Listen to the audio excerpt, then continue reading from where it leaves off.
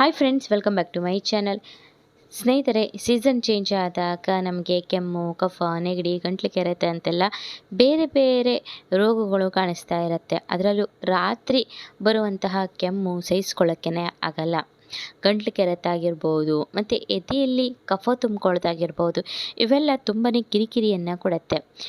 ರಾತ್ರಿ ಬರುವಂತಹ ಕೆಮ್ಮಿ ಹೊಟ್ಟೆ ನೋವು ಬರುತ್ತೆ, ಎದೆಯಲ್ಲಿ ನೋವು ಬರುತ್ತೆ, ಎದೆ ಉರಿ ಆಗ್ತಾ ಇರುತ್ತೆ. ಸೊ ದಿನವಿಡೀ ಆಗುವಂತಹ ಕೆಮ್ಮು ಅಷ್ಟೊಂದು ಕಷ್ಟ ಕೊಡದೇ ಇದ್ದರೂ ಕೂಡ ರಾತ್ರಿಯಲ್ಲಿ ನಮಗೆ ಭಾಳಷ್ಟು ಹಿಂಸೆಯನ್ನು ಕೊಡ್ತಾ ಇರುತ್ತೆ.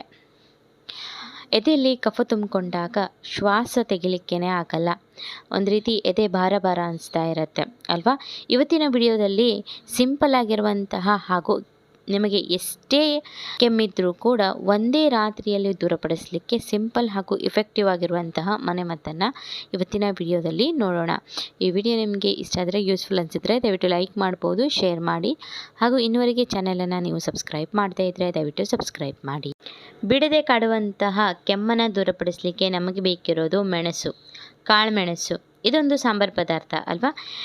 ಇದೊಂದು ಉತ್ತಮ ಜೀರ್ಣಕಾರಕ ವಸ್ತು ಅಂತ ಹೇಳ್ಬೋದು. ಅಜೀರ್ಣ, ಹೊಟ್ಟೆಯೊಬ್ಬರ, ಅತಿಸಾರ, ನೆಗಡಿ, ಕೆಮ್ಮು ಇವೆಲ್ಲವನ್ನು ಗುಣಪಡಿಸಲಿಕ್ಕೆ ಈ ಕಾಳುಮೆಣಸಿನಲ್ಲಿ ಭಾಳಷ್ಟು ಔಷಧಿಯ ಗುಣ ಅಡಕವಾಗಿರುತ್ತೆ. ಮೊದಲು ನಾನು 1 ಚಮಚದಷ್ಟು ಕಾಳುಮೆಣಸನ್ನು ತೆಗೆದುಕೊಂಡು ಇದನ್ನು ಚೆನ್ನಾಗಿ ನಾವು ಹುರ್ಕೊಳ್ಳೋಣ. ಇದನ್ನು ಸ್ವಲ್ಪ ಬಿಸಿ ಮಾಡ್ಕೊಳ್ಳೋಣ. ಬಿಸಿ ಮಾಡಿಬಿಟ್ಟು ಇದನ್ನು ನೀವು ಸ್ವಲ್ಪ ಬೆಚ್ಚಗಿರುವಾಗ ಮಿಕ್ಸಿಲಿ ಹಾಕಿಬಿಟ್ಟು ಗ್ರೈಂಡ್ ಮಾಡಿಕೊಂಡು ಪುಡಿಯನ್ನು ತಯಾರಿಸ್ಕೊಳ್ಳಿ. ಈ ಪುಡಿಯನ್ನು ನೀವು ತುಂಬಾ ವಸ್ತುಗಳಲ್ಲಿ ಯೂಸ್ ಮಾಡ್ಬೋದು, ಅಥವಾ ತುಂಬಾ ರೆಮಿಡೀಸ್ಗಳಲ್ಲಿ ನೀವು ಇದನ್ನು ಯೂಸ್ ಮಾಡ್ಬೋದು.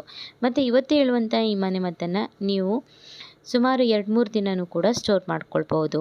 ಇವಾಗ ಒಂದು 1/4 ಚಮಚದಷ್ಟು ಈ ಕಾಳು ಮೆಣಸಿನ ಪುಡಿಯನ್ನು ತೆಗೆದುಕೊಳ್ತಾ ಇದ್ದೀನಿ.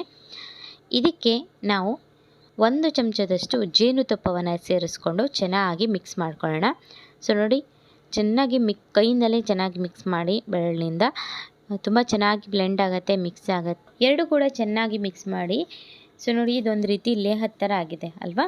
ಜೇನುತುಪ್ಪ ಕೂಡ ಅಷ್ಟೇ, ಅನೇಕ ಸಂಶೋಧನೆಯಲ್ಲಿ ಇದನ್ನು ಸಾಬೀತುಪಡಿಸಲಾಗಿದೆ. ಜೇನುತುಪ್ಪವನ್ನು ಕೆಮ್ಮನ್ನು ಗುಣಪಡಿಸಲಿಕ್ಕೆ ಉಪಯೋಗಿಸ್ಕೊಳ್ಬೋದು ಅಂತ. ಮತ್ತು ರಾತ್ರಿಯಲ್ಲಿ ಕಾಡುವಂತಹ ಕೆಮ್ಮಿಗೆ ಇದೊಂದು ರಾಮಬಾಣ ಅಂತ ಹೇಳ್ಬೋದು. ರೋಗ ನಿರೋಧಕ ಶಕ್ತಿಯನ್ನು ಇದು ಹೆಚ್ಚಿಸುತ್ತೆ. ಆ್ಯಂಟಿ ಬ್ಯಾಕ್ಟೀರಿಯಲ್ ಹಾಗೂ ಆ್ಯಂಟಿ ಫಂಗಲ್ ಗುಣವನ್ನು ಕೂಡ ಈ ಜೇನುತುಪ್ಪ ಹೊಂದಿರುತ್ತೆ. ಗಂಟ್ಲು ನೋವಿಗೆ ಇದೊಂದು ಒಳ್ಳೆಯ ಔಷಧಿಯಾಗಿರುತ್ತೆ. ಮತ್ತು ಇದನ್ನು ತಿನ್ನೋದ್ರಿಂದ ನಮ್ಮ ಡೈಜೆಷನ್ ಚೆನ್ನಾಗಾಗತ್ತೆ. ಒಂದು ನೆನಪಿನಲ್ಲಿಡಿ, ಯಾವುದೇ ಜೇನುತುಪ್ಪವನ್ನು ನೀವು ಯೂಸ್ ಮಾಡೋದಾದರೆ ಅದು ಪ್ಯೂರ್ ಆಗಿರಬೇಕು. ಪ್ಯೂರ್ ಆಗಿದ್ದಾಗ ಅಷ್ಟೇ ನಿಮಗೆ ಅದರ ಇಫೆಕ್ಟ್ ಗೊತ್ತಾಗುತ್ತೆ, ಅದರ ಗುಡ್ನೆಸ್ಸು ನಿಮಗೆ ಗೊತ್ತಾಗುತ್ತೆ.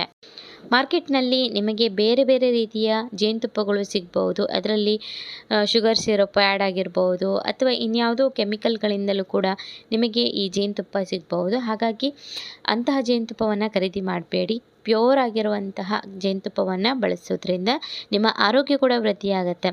ಸೊ ಇವಾಗ ಈ ಲೇಹ ನೀವೇನು ತಯಾರಿಸ್ಕೊಂಡಿದ್ದೀರಾ, ಇದನ್ನೇನು ಮಾಡಬೇಕು ಅಂತಂದರೆ, ನೀವು 1 ಚಿಟಿಕೆಯಷ್ಟು ಮಲಗೋಕ್ಕಿಂತ ಮುಂಚೆ ಬಾಯಿಗೆ ಹಾಕಿಬಿಟ್ಟು ಅದನ್ನು ಚಪ್ಪರಿಸ್ತಾ ತಿನ್ನೋದ್ರಿಂದ ನಿಮ್ಮ ಕೆಮ್ಮು ಉಪಶಮನ ಆಗುತ್ತೆ, ಕೆಮ್ಮು ಕಡಿಮೆ ಆಗುತ್ತೆ, ಗಂಟ್ಲು ಕೆರೆತ ಇದ್ದರೆ ಗುಣ ಆಗುತ್ತೆ.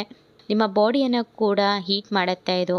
ಅಂದರೆ ನಮ್ಮ ದೇಹಕ್ಕೆ ಚಳಿ ಅನಿಸ್ತಾ ಇದ್ದರೂ ಕೂಡ ನಮ್ಮ ದೇಹವನ್ನು ಬೆಚ್ಚಗಿಡಲಿಕ್ಕೆ ಈ ಕಾಳುಮೆಣಸು ಹಾಗೂ ಜೇನುತುಪ್ಪ ಬಹಳನೇ ಹೆಲ್ಪ್ ಮಾಡುತ್ತೆ. ದಿನದಲ್ಲಿ ನಿಮಗೆ ಕೆಮ್ಮು ಆಗ್ತಾ ಇದ್ದರೂ ಕೂಡ ನೀವು ಇದನ್ನು ತೆಗೆದುಕೊಳ್ಬಹುದು. ಈ ಮನೆಮದ್ದನ್ನು ನೀವು ಒಂದು 3-4 ಸಾರಿ ತೆಗೆದುಕೊಳ್ಳೋದ್ರಿಂದ ನಿಮ್ಮ ಕೆಮ್ಮು ಸಂಪೂರ್ಣವಾಗಿ ಗುಣ ಆಗುತ್ತೆ. ಮತ್ತು ಯಾವಾಗಲೂ ನಿಮಗೆ ರಾತ್ರಿ ತುಂಬಾ ಕೆಮ್ಮು ಬರ್ತಾ ಇರುತ್ತೆ ಅಂತಂದರೂ ಕೂಡ ನೀವು ಇದನ್ನು 1 ಚಿಟಿಕೆಯಷ್ಟು ರಾತ್ರಿ ಮಲಗೋಕ್ಕಿಂತ ಮುಂಚೆ ತೆಗೆದುಕೊಳ್ಬಹುದು. ಇದನ್ನು ತೆಗೆದುಕೊಂಡ ನಂತರ ಏನನ್ನು ಕೂಡ ಸೇವಿಸಬೇಡಿ, ನೀರು ಅಥವಾ ಹಾಲು ಏನನ್ನು ಕೂಡ ಸೇವಿಸಬೇಡಿ. ಇದನ್ನು ನಿಮ್ಮ ಚಿಕ್ಕ ಮಕ್ಕಳಿಗೂ ಸಹ ನೀವು ಕೊಡಬಹುದು. ಚಿಕ್ಕ ಮಕ್ಕಳಿಗೆ ಕೊಡುವಾಗ ಸ್ವಲ್ಪ ಜೇನುತುಪ್ಪವನ್ನು ಜಾಸ್ತಿನೇ ಹಾಕಿಬಿಟ್ಟು ಕೊಡಿ, ಯಾಕಂದರೆ ಇದು ಸ್ವಲ್ಪ ಖಾರ ಇರತ್ತಲ್ವ, ಹಾಗಾಗಿ. ಮತ್ತು ಬಹು ಬೇಗನೆ ಅವರಿಗೆ ಆಗಿರುವಂತಹ ಕೆಮ್ಮು, ನೆಗಡಿ, ಗಂಟ್ಲು ಕೆರೆತ ಎಲ್ಲ ಗುಣ ಆಗುತ್ತೆ. ನೋಡಿದ್ರಲ್ವ ಫ್ರೆಂಡ್ಸ್, ಎಷ್ಟು ಸಿಂಪಲ್ ಹಾಗೂ ತುಂಬ ಇಫೆಕ್ಟಿವ್ ಆಗಿದೆ ಇದು. ಸೊ ನಮ್ಮ ಮನೇಲೂ ಕೂಡ ನಾವು ಇದನ್ನೇ ಬಳಸೋದು, ನೀವು ಕೂಡ ಇದನ್ನು ಟ್ರೈ ಮಾಡ್ಬೋದು.